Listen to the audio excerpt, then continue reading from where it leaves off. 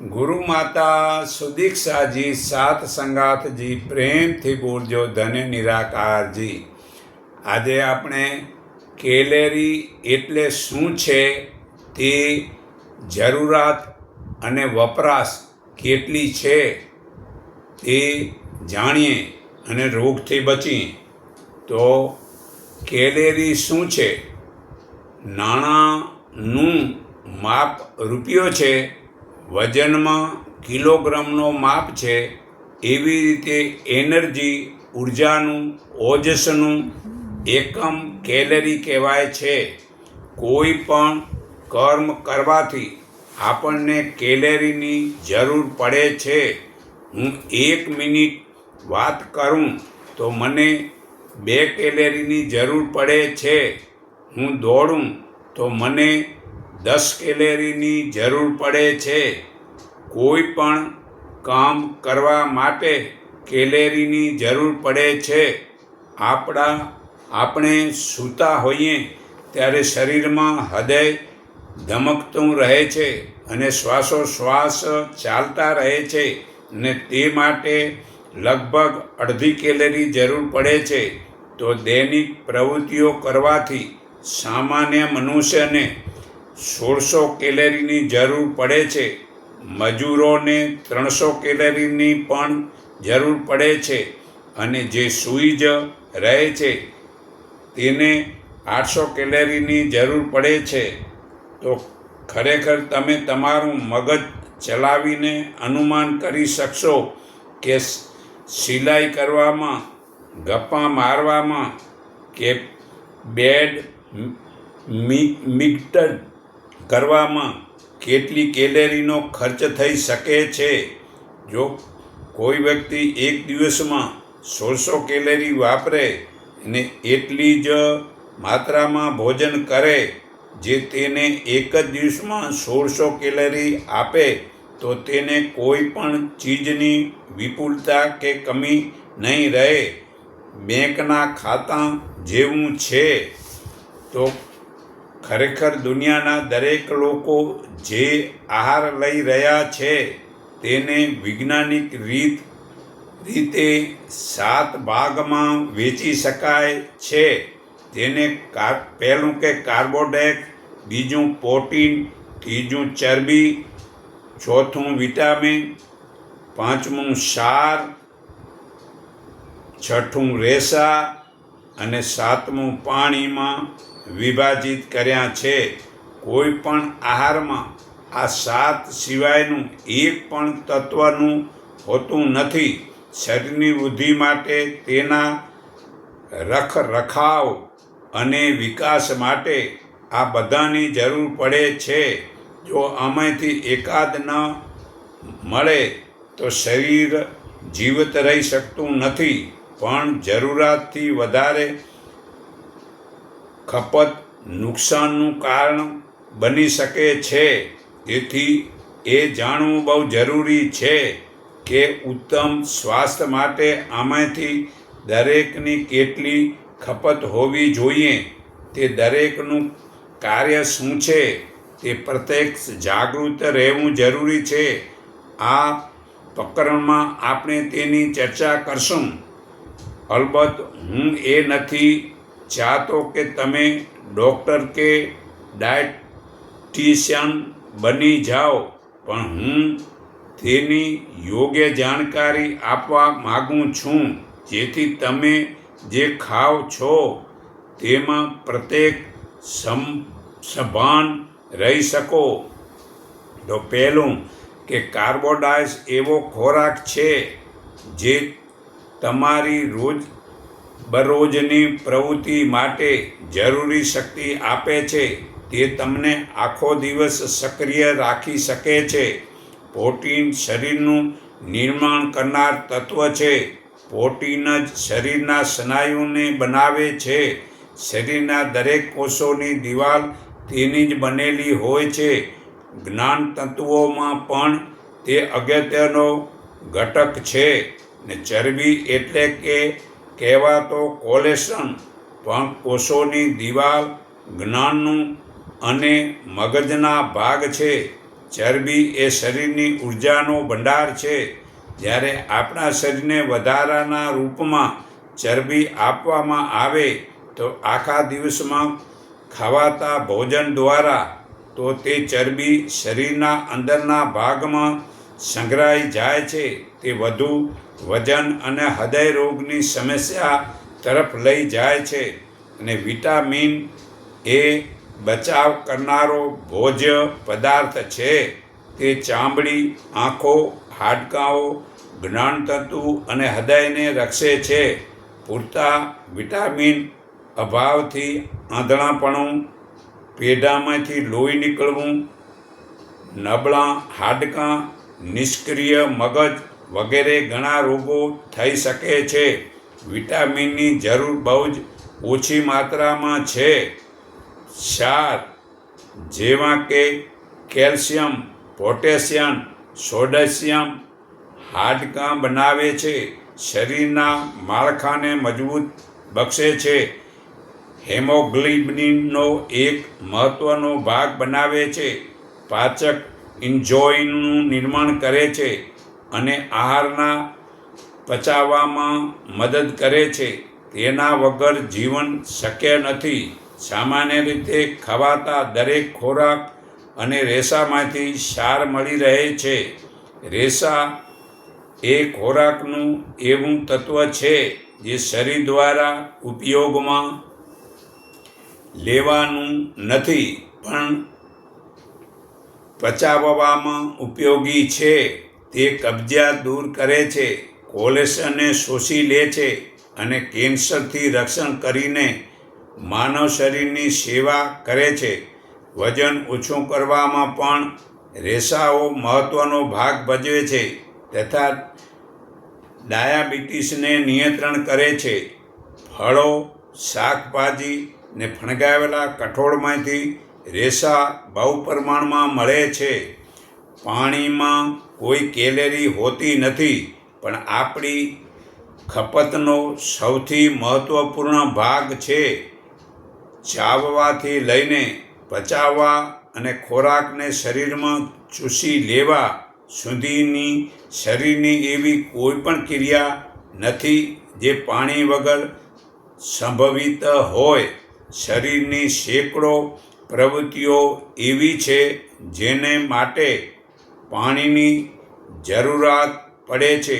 લોહીમાં 50% વધુ ભાગ પાણી છે. તે કિડની દ્વારા શરીરનો કચરો બહાર ફેંકે છે, શરીરનું તાપમાન નિયંત્રણ રાખે છે અને સૌથી અધિક મહત્વપૂર્ણ ફાળો એ છે કે ઓક્સિજનને શરીરમાં વિભિન્ન અંગો સુધી પહોંચાડવામાં મદદ કરે છે. આ વિભાગમાં આપણે આહારની બાબતમાં વૈજ્ઞાનિક રીતે માહિતી મેળવીશું અને જેને વધુ વૈજ્ઞાનિક ડેટા જોઈતો હોય તો તેમને માટે આગળ સમજાવીએ છીએ. સામાન્ય વાચકને વધુ પડતી માહિતી કન્ફ્યુઝ કરે છે, તેથી તેની રાસાયણિક રચના અને ક્રિયાઓની બાબતમાં વધુ જાણકારી નહીં આપું કે જે ઉર્જા પેદા થવા પર તેની ખપતના સંબંધમાં છે. વૈજ્ઞાનિક સૂચનાઓના સરળ રીતે જાણવું માહિતી જરૂરી છે. તો કાર્બોહાઈડ્રેટ, વિટામિન, રેસા ને પ્રોટીન, ક્ષાર, ચરબી અને પાણી. તો તેલ વગેરેનો ખોરાક સાહોલ અનુસાર શરીર દ્વારા જરૂરી 1600 કેલરીથી લગભગ 65-70% કાર્બોહાઈડ્રેટમાંથી જ અને 20-25% પ્રોટીન્સમાંથી અને બાકી બચેલી 10% તે ચરબીમાંથી કેલરી મેળવી જોઈએ. ફરી તમે સાંભળો, જે ટોટલ 1600 કેલરી લગભગ 65-70% એમાં કાર્બોહાઈડ્રેટ્સ જોઈએ અને 20 થી 25 પ્રોટીન જોઈએ. હવે બાકી રહ્યું 10%, તે ચરબીમાં કેલેરી મેળવી જોઈએ.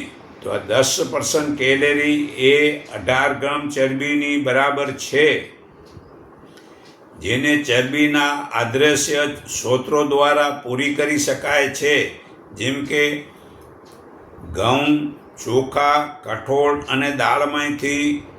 સાહોલ ભોજનમાં કોઈપણ પ્રકારના તેલ જે ચરબી જ છે ને માન્યતા આપવું નથી.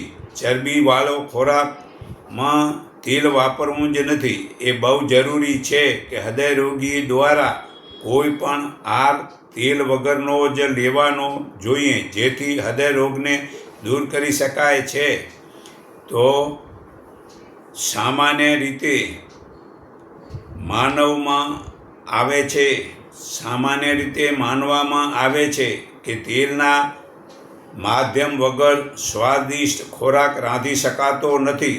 દરેક ઘરમાં તેલ અને ખાસ મસાલાનું ભોજન રાંધવા માટે વાપરવામાં આવે છે. ભારતમાં મળતા કેટલાક તેલોના નામ આ પ્રમાણે છે, જેમ કે સફોલા, કાર્નોલા, Dhara, Dalda, Swikar, Sundrop, Gold Winner, સનોલા, પોસ્ટમેન, મસ્તાન, પામ ઓઇલ, સન ગોલ્ડ વગેરે. અને ઘી એ ભોજન રાંધવા માટે એક વધારાનું માધ્યમ ભારતમાં છે, જે દૂધમાંથી બનાવવામાં આવે છે. આ પ્રકરણમાં આપેલી ભોજન રાંધવાની રીતમાં બિલકુલ તેલ વાપરવું નથી. તેથી જ તેને તેલ વગરની વાનગી, ઝીરો ઓઇલ ફૂડ કહેવામાં આવી છે. આ યાદ રાખવું જોઈએ કે આ તેલનો ઉપયોગ આપણા સ્વાસ્થ્યને માટે નુકસાન કરે છે, કારણ કે આધુનિક યુગમાં આપણે કસરત કરતા નથી ને ચીકાશવાળા પદાર્થો પચાવવા માટે બહુ જરૂરી છે. આપણે સમજીએ છીએ કે આપણા શરીર માટે થોડીક ચરબી આવશ્યક છે, પણ તે આપણે અદૃશ્ય રીતે ચરબી વગરના પદાર્થમાંથી મળી રહે છે. અમે કોઈ પણ પ્રકારના દૂધના ઉત્પાદનો જેવા કે ચીઝ, માખણ, ઘી, ક્રીમ વગેરેનો ઉપયોગની પણ મનાઈ કરીએ છીએ, કારણ કે તેમાં ચરબીની માત્રા વધુ છે. તો શું એ સ્વાદિષ્ટ હોય? પાછલા કેટલાક વર્ષના હૃદય રોગીઓના કેમ્પ દ્વારા અમને જાણવા મળ્યું છે કે તેલ વગરનું ભોજન બનાવીએ તો તેનો સ્વાદ સારો હોતો નથી, એવી ગેરમાન્યતા બધામાં ફેલાયેલી છે. વર્ષોથી ઘી તેલમાં રાંધવાની વ્યવસ્થાએ તેલ વગર ખાવાનું બનાવવાનો વિચાર જ ધોઈ નાખ્યો હતો. એવી પરિસ્થિતિનો વિચાર પણ આપણે કરી શકતા નથી. પેઢી દર પેઢી ભારતીય પાકકળામાં કોઈને કોઈ પ્રકારની ચીકાશનો આપણે વપરાશ કરતા રહ્યા છીએ. આ પ્રમાણે જ દીકરીઓ પોતાની માતા પાસેથી શીખતી આવે છે. આ પરિસ્થિતિમાં જ મૂળ એટલા ઊંડા છે કે જ્યારે પણ હું તેલ વગર ભોજન બનાવવાની વાત કરું ત્યારે લોકોની આંખમાં અવિશ્વાસ દેખાય છે. જ્યારે હું પણ તેલ વગરના સ્વાદિષ્ટ ભોજનની વાત કરું ત્યારે મહિલાઓ ખોરાક રાંધવાના મારા અનુભવની બાબતમાં સવાલો કરે છે. મારી પ્રેક્ટિસ દરમિયાન મારા લક્ષ્યમાં આવ્યું છે કે જ્યારે પણ હૃદય રોગીઓને તેલ ઘી વગરના ભોજન માટે કહેતો ત્યારે તે ચોક્કસ બાફેલું જ ખાતા અને તેના બેસ્વાદપણા માટે ફરિયાદ કરતા. તેઓ લાંબા સમય સુધી આવો ખોરાક ખાઈ શકે તેવી કલ્પના પણ તેઓ સહન કરી શકતા ન હતા. મારા તરફથી હળદીઓને તેલની વિરુદ્ધ સખ્તાઈથી વર્તવાની સલાહ પછી ઘણી જ ગૃહિણીઓ અને અનુભવી મહિલાઓએ ઓછા તેલમાં ભોજન રાંધવાનું શરૂ કરી દીધું. જ્યારે પણ હું બિલકુલ તેલ વાપરવાની ના કહેતો ત્યારે તેઓ કહેતી કે તેલ વગર મસાલો શેકવાનું અસંભવ છે. તો થોડા વર્ષો પહેલાં ઘણા અનુભવી લોકો દ્વારા સવાલ થતાં મેં વિના ઘી તેલની વાનગીઓ બનાવવાની શરૂ કરી દીધી, કારણ કે હું સમજી ગયો હતો કે જો હું આ ચીજ દર્દીને નહીં શીખવી શકું તો તેઓ લોહીમાં ચરબીનું સ્તર વધારી દેશે અને ધમનીઓમાં પણ જમાવટ વધતું જશે. તેની શરૂઆત બહુ કઠિન હતી. મેં મારી જાતને પ્રશ્ન પૂછ્યો કે હું તેલ વગર મસાલા કેમ ભૂજી શકતો નથી?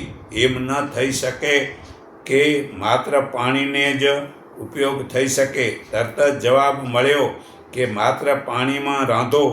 જવાબ જુઓ, જ્યારે હું all India institute of medical સાયન્સમાં કામ કરતો હતો ત્યારે મેં પાક કલાની બાબતની શોધ નહોતી કરી. ત્યારે હું રોગીઓને ફળો, બાફેલી શાકભાજી, દાળ, ખીચડી વગેરે ખાવાની સલાહ આપતો હતો. હું નહોતો જાણતો કે શું કરી શકાય. લોકો ફરિયાદ કરવા પણ એવો જ ખોરાક ખાયા કરતા હતા, કારણ કે તેઓ હાર્ટ એટેકથી ડરેલા હતા. પણ મારી પ્રાઇવેટ પ્રેક્ટિસ દરમિયાન મારા હાથ સ્વતંત્ર હતા ત્યારે મેં સખતતાનો સવાલો લેવા માંડ્યો. અમે રિસોર્ટમાં બાવચીરીઓની સાથે પ્રયોગ કર્યા. અમારા નિપુણ ડાયટિશિયનની મદદથી પાણીમાં રાંધવાનો નુસ્ખો અજમાવવા માંડ્યો અને વન્ડરફુલ પરિણામો મળવા માંડ્યા. અમે ઘણી વાનગીઓ બનાવી અને પછી તો અમે પાછું વળીને જોયું જ નથી.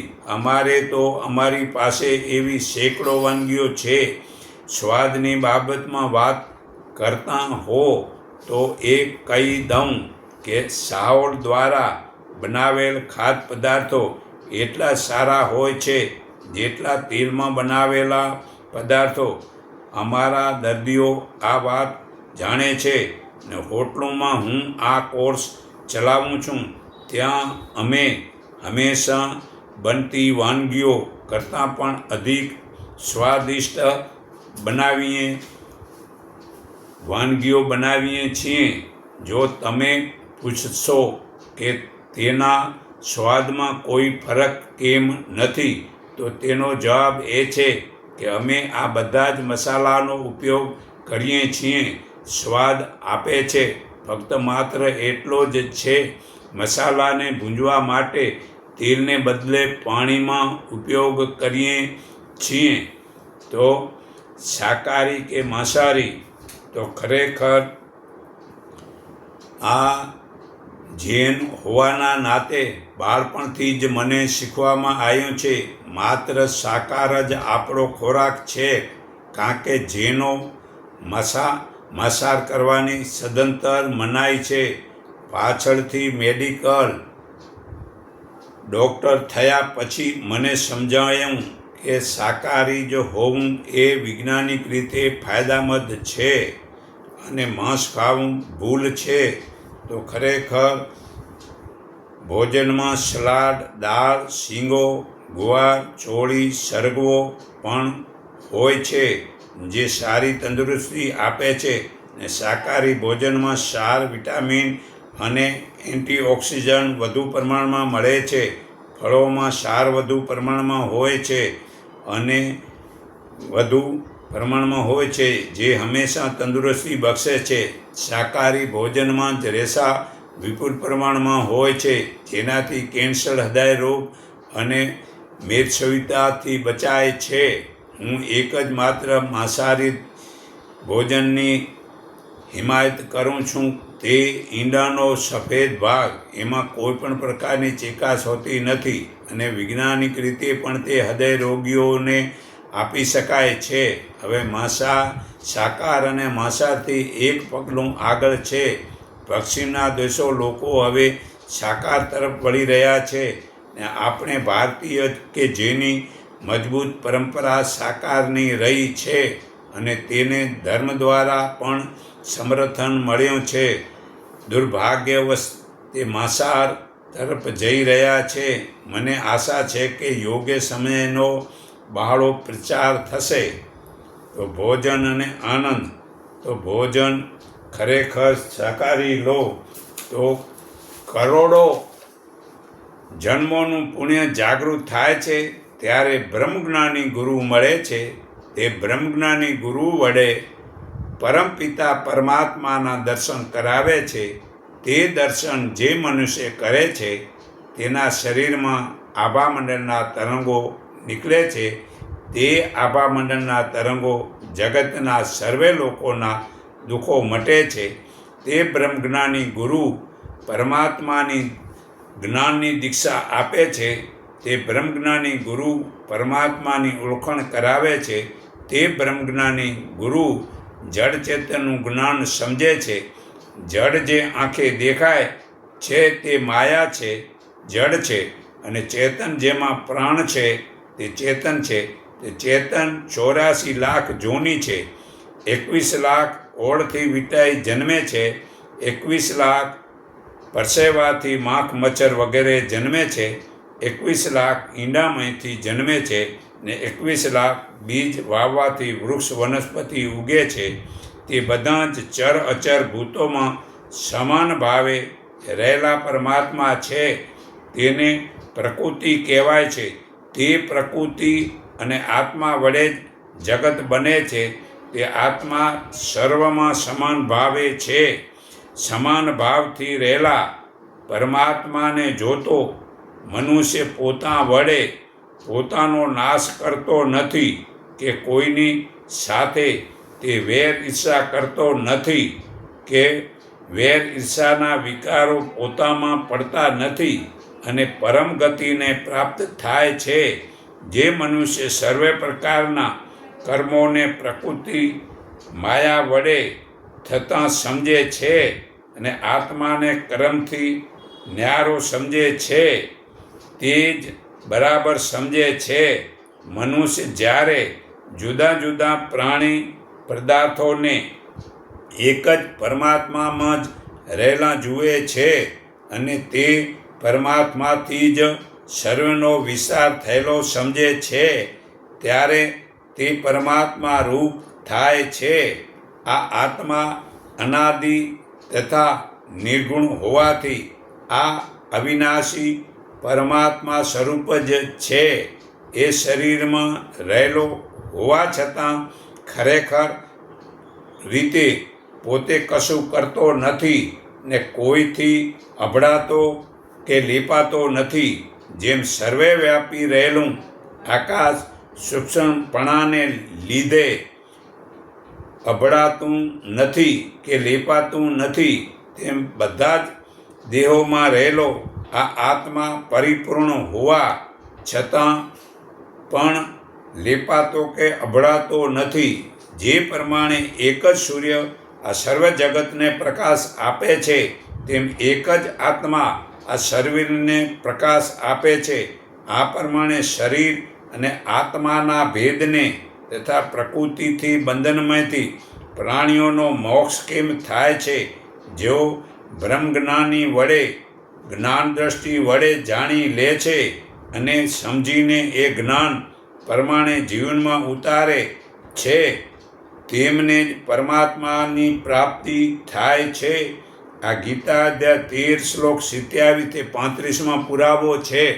તો હું સર્વના હૃદયમાં રહેલા પરમપિતા પરમાત્માને હું મારા હૃદય ભાવથી નમન કરું છું. એકને ઓળખો, એકને માનો, એક સંઠીન થાવ, એટલું કહી હું મારી વાણી વિરામું છું.